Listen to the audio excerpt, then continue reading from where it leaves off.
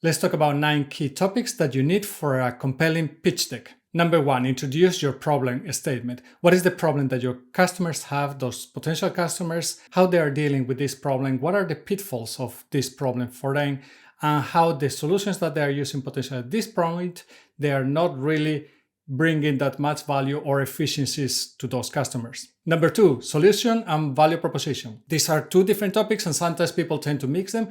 The solution is the product that you are going to create and what it's going to do. The value proposition is the value that is going to actually deliver to your customers. For example, a camera is going to take photos. That's the solution. The value for the customers is that they are going to be able to gather memories from those photos. Ideally, you already have a product that is working and you can tell there better what is the solution and what is the value proposition that your product has for those customers, because your customers are going to tell you what is the value that they are getting from your product. That is one of the best sources for you to gather that information. On the other hand, you might not have a solution at this point and you're still building it.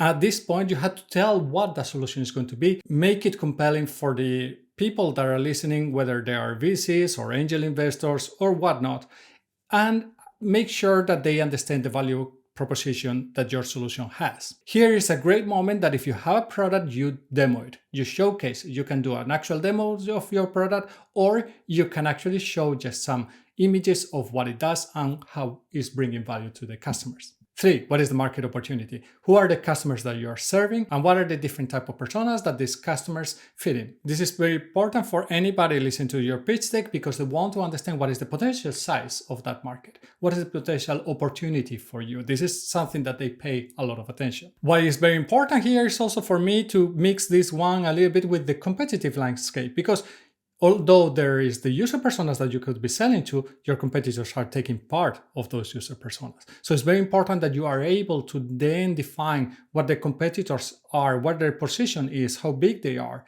and how much part of that market share they are taking. This is going to be in most of the cases a real thing, because most of the products or solutions are not big in a blue ocean scenario. Here it's very important that you show and demonstrate what is the unique selling point of your product compared to those ones of the competitors. And it's also very important that you also show what are their strengths compared to yours.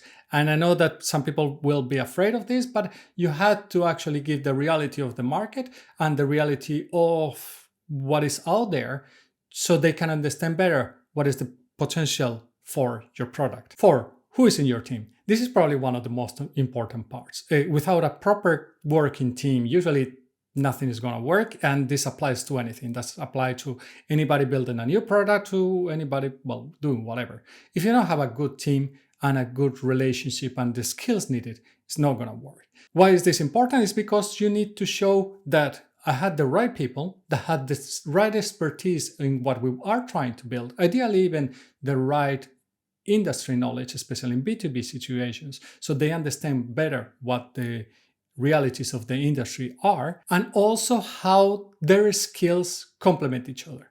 It is very important for them to understand that you have potentially somebody that is more like salesy and marketing in the beginning, that could be more like the figure of the CEO, somebody that is more like a tech person, and maybe even somebody that is more like a designer, and how these people are actually completing their skill set and actually building a almost well-rounded small team to build a business. Because if you are lacking in one of these areas, clearly they will notice, and that's going to bring like a red flag for them that potentially your team is not going to be able to deliver.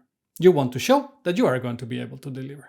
And it's not just about showing, you really had to have these people that know how to do it. 5, what is going to be your business model, your revenue strategy? How are you going to sell your products? This is very important for the people listening, because they will understand if you are pricing high your products or if you are pricing them low. And what is your strategy? Are you going for low price, high volumes, or are you going for high price, low volumes? What is your mix in a way to understand better that what is the potential opportunity, what is the potential revenue for your business? And obviously in the end, this is a business. You have to show how you're going to maintain your revenue, grow your revenue, and what your potential targets are, and how you will get to profitability, or show if you're profitable even at this point, which would be awesome. Number 6, traction and milestones. Very combined to the previous one, but maybe better to have it in 2 sections.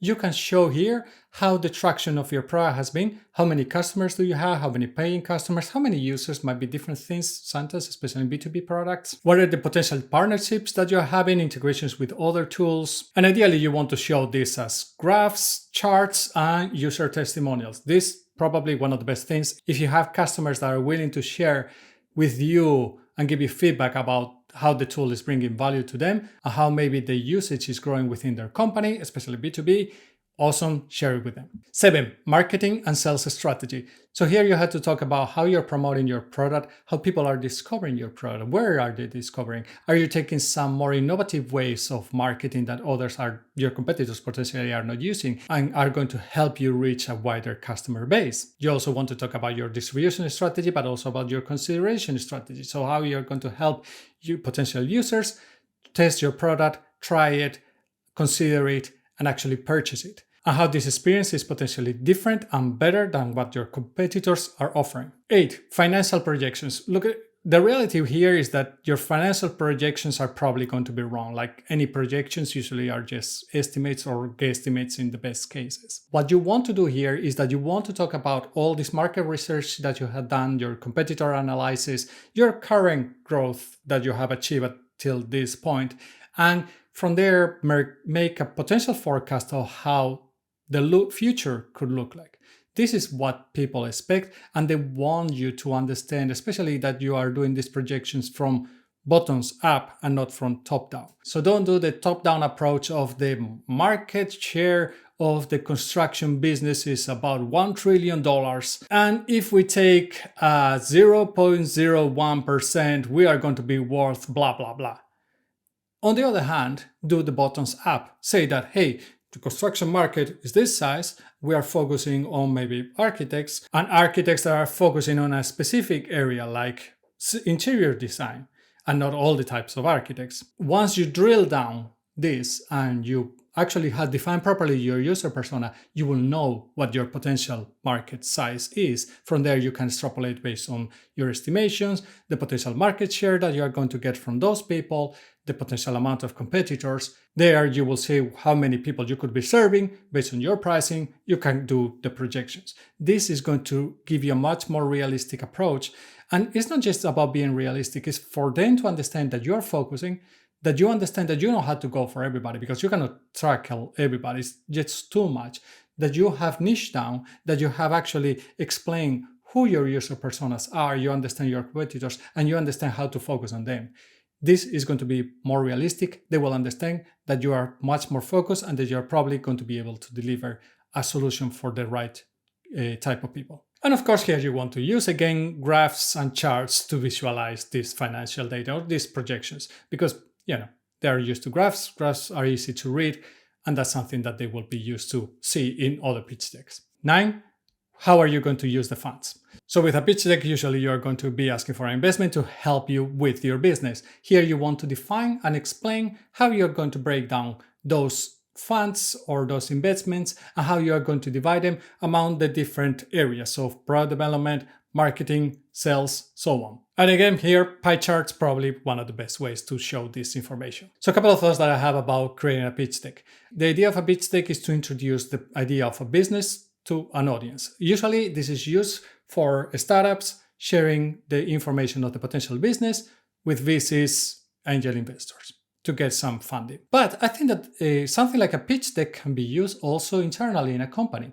When you are coming with an idea and sharing that potential idea of that business that you think that you could be creating and how the company could go forward and move forward, how this would benefit the actual business. Something very important is that you have to take the point of view of your customers. This is very important because it's going to help them understand what problem they are having, how your tool could be solving that problem that they have. And finally, make sure that your pitch deck is clean, short, and to the point. Use images, understand what you're going to talk about, and usually have one slide per topic. That's all. It doesn't have to be a long document, and it doesn't have to be very heavy on any of the areas. They just want to understand an overlook of what that business could be looking like and how this could be a good opportunity for them to invest in. That's what they need to know. If you enjoyed the video, please give it a thumbs up. Comment below if you have enjoyed it or if you are missing some topic that you think that it would be relevant from your point of view. If you like this topic, you probably want to hear more about what finding product market fit is all about. Go check out this video. I will see you in the next one, and remember, stay safe.